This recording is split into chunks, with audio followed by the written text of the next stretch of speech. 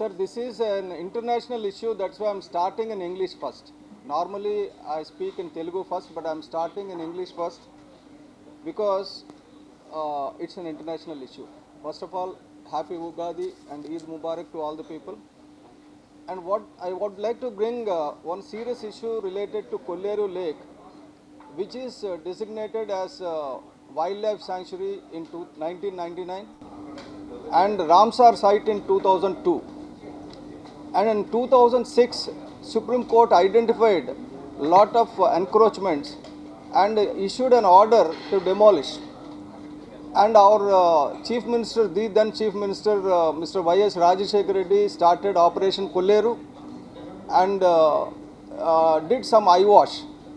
And actually at that time, 32% of lake was under encroachment and 15% has been removed in Operation Kolleru. So there should be almost 85% should be there today, but it is only 40%.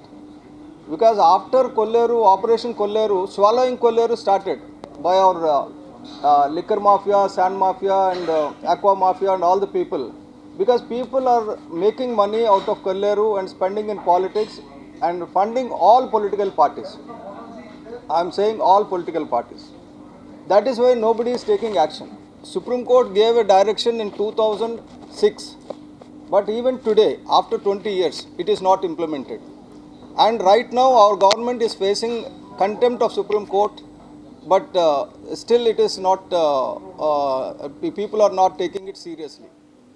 So, through this media, what I would like to say today, I would like to, basically, there is a map I would like to show. This map, it took about 4 months for me to prepare this map, which is very scientific, based on the Ministry of Environment Forest data and APSARC data and also Google Maps, everything, but it is a very precise map. I am sharing a soft copy to all the people. As per this map, almost 55% of the land has been acquired. You see in the blue, this is original Kolleru. Now pink is the fish ponds, converted, encroached. So this is the damage done in 50 years from 1975 to 2025. So 800 years of British rule, the lake is fine. 800 years of Islam dynasty, the lake is fine. And 200 years of British colonial period, the lake is fine. But after independence also 20 years, it is fine. From 1975, the decay started. This is the first map of 1975, where there is no encroachment. And today, you see almost everything is encroached. A little bit of path is left. Because our state government is never serious. In 2008 or in 2016, the Chief Ministers passed resolution in the House. Request నుంచి ఒక 50 ఏళ్ళ map 1975 నుంచి 2025 వరకు. నేను త్వరలో మళ్ళీ మీ సమావేశంలో మీకు చెప్తాను. ప్రతి సంవత్సరం ఎంత కబ్జా అయింది, ఎవరి హయాంలో కబ్జా అయింది, ఆ టైంలో ఎవరు ఫారెస్ట్ అధికారులు ఉన్నారు, ఎవరు ఎన్విరాన్మెంట్ మినిస్టర్ ఉన్నారో కూడా మీకు చెప్తా. ఎందుకంటే నేను దాన్ని గత 4 నెలలుగా డే అండ్ నైట్ రీసెర్చ్ చేసి ఆ మ్యాప్స్ తయారు చేసాం.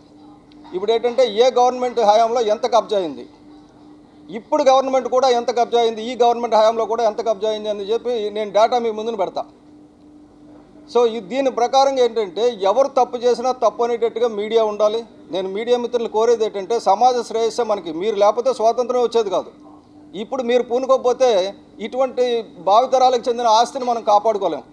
కాబట్టి దయచేసి నేను రిక్వెస్ట్ చేస్తున్నది ఏంటంటే ఈరోజు మీ ద్వారా ప్రధానమంత్రి గారికి, మన ముఖ్యమంత్రి గారికి, అలాగే కేంద్ర ఎన్విరాన్మెంట్ మినిస్టర్ యాదవ్ గారికి, మన రాష్ట్ర ముఖ్యమంత్రి చంద్రబాబు నాయుడు గారికి, పవన్ కళ్యాణ్ గారికి కూడా, పర్యావరణ శాఖ మంత్రికి కూడా నేను ఈమెయిల్స్ పంపించడం జరిగింది, లెటర్స్ పంపించడం జరిగింది. ఆ లెటర్స్ కూడా నేను మీడియాకి రిలీజ్ చేస్తున్నా. మీ ద్వారా అది వెళ్ళాలి. ఎందుకంటే ఇంకా నేను ఆల్రెడీ చాలా ఉత్తర ప్రత్యేకాలు జరిగినాయి, కానీ ఎవరు పట్టించుకోవడంలా. మన దేశంలో పట్టించుకోలేదు, కానీ రామ్సార్ నుంచి రెస్పాన్స్ వచ్చింది నాకు.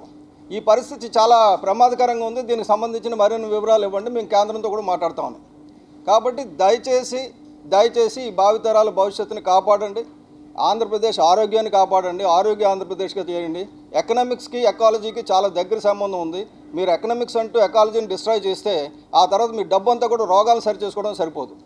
కాబట్టి నేను మీ ద్వారా రిక్వెస్ట్ చేస్తున్నది ఏంటంటే ఈ విషయాల్ని మీకు ఈ మ్యాప్ని మీకు సాఫ్ట్ కాపీ ఇస్తున్నాను, అలాగే ఈ డేటా అంతా కూడా మీకు ఇస్తాను.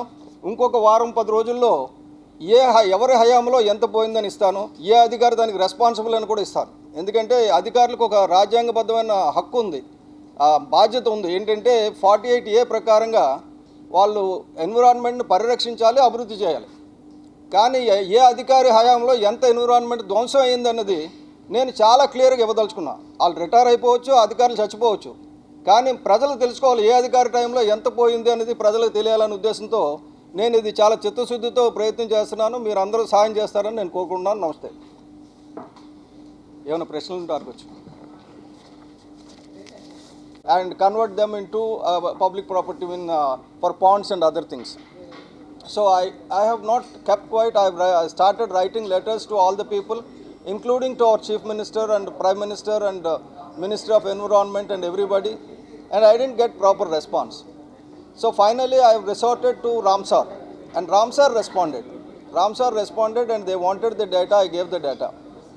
Now what I would like to say is through media, I urge the international community to protect this water body, which is the necessity, because most of the people think what will happen. People are interested in lives, if humans are not getting food and all, and why do you bother about birds? I can say one thing: if birds are not there, humans will not be there. If the birds will extinct now, soon human also will go out. And the Kolleru, happy Ugadi, కొద్దిగా late అయినా సరే నిన్న ఉగాది జరుపుకున్నాం. Happy Ugadi and also happy Ramzan, Eid ul Fitr. Ramzan అయిపోయింది కాబట్టి అందరికీ. ఇప్పుడు కొల్లేరు సరస్సు గురించి మీకు చెప్దామని వచ్చానండి. మీ ద్వారా కేంద్ర రాష్ట్ర ప్రభుత్వాలకి, అలాగే ఇంటర్నేషనల్ కమ్యూనిటీకి, అలాగే ప్రపంచంలో పర్యావరణ పరిరక్షకులందరికీ కూడా మీ ద్వారా నేను చెప్దాం అనుకున్నది ఏంటంటే 800 ఏళ్ళ బ్రిటిష్ పాలన, ముస్లిం పాలన కానీ 200 ఏళ్ళ బ్రిటిష్ పాలన కానీ మన కొల్లేరుని డ్యామేజ్ చేయలే. మనకు స్వాతంత్రం వచ్చేటప్పటికి కొల్లేరు చాలా పదిలంగా ఉంది, అంటే కాలుష్యం లేకుండా ఉంది, స్వచ్ఛంగా ఉంది, అలాగే ఎన్క్రోచ్మెంట్స్ లేకుండా ఉన్నది. మనకు స్వాతంత్రం వచ్చిన తర్వాత కూడా 1975 సంవత్సరం వరకు కొల్లేరు చాలా చక్కగా ఉంది. కానీ 75 నుంచి ఆ కొల్లేరుని చేపల చెరువులకు ఇవ్వడం ప్రభుత్వం మొదలుపెట్టింది. అప్పట్లో తెలియక, నేను ప్రభుత్వాన్ని కూడా నిందించడంలా, అదేదో ఉపాధి కలుగుతుందని చెప్పి జలగం వెంగళరావు గారి టైంలో ప్రభుత్వమే ఇచ్చింది. ఇచ్చిన తర్వాత 75లో ఇలాగ ఉంది కొల్లేరు. ఈ బ్లూ కలర్ అంతా కూడా కొల్లేరు నీటితో చక్కటి సరస్సు ఉండేది. అది ఇప్పుడు ఇలాగ పింక్ కలర్లో చూపించేది ఏంటంటే ఇది చేపల చెరువులు వచ్చి దాదాపు 60% కొల్లేరు నాశనం అయిపోయింది. సో దీనివల్ల ఎంత నష్టం జరుగుతుంది అనేది ఏంటంటే బేసిక్గా ఇప్పుడు యుద్ధం వల్ల కానీ దేనివల్ల కానీ కాలుష్యం పెరిగిపోతుంది.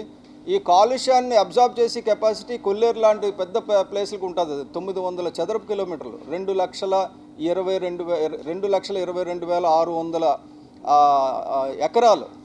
అది ఇప్పుడు 90,000 ఎకరాలకు కుదించుకుపోయింది. సో ఈ కొల్లేరు ఇలాగ కుదించుకుపోవడానికి ప్రధాన కారణం ఎవరంటే మన పాలకులు, ముఖ్యంగా 1975 తర్వాత వచ్చిన పాలకులు.